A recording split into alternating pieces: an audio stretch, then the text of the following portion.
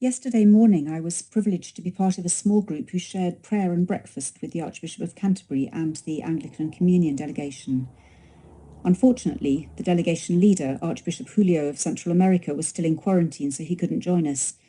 But in the room was Archbishop Mark MacDonald, who looks after the indigenous peoples in the Anglican Church in Canada, and an Aboriginal pastor from Australia, among others. We talked about the wisdom of indigenous people in looking after the natural world, and also of their immense resilience. And we received the policy brief which the Anglican Consultative Council has prepared for the COP, which is a really powerful document.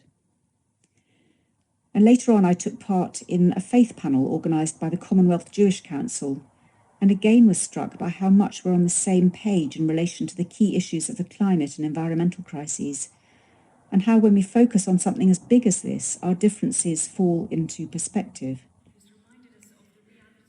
So after a packed couple of days, I'm feeling hugely grateful to have met some wonderful people, brothers and sisters of faith.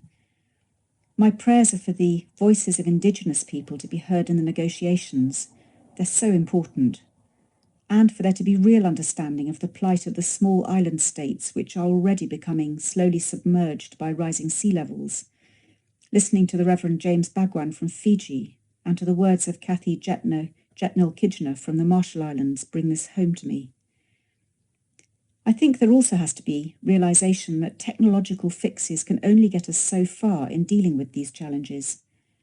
These talks will need to engage every aspect of what it means to be human if they're going to succeed: physical, emotional, intellectual, and above all, spiritual.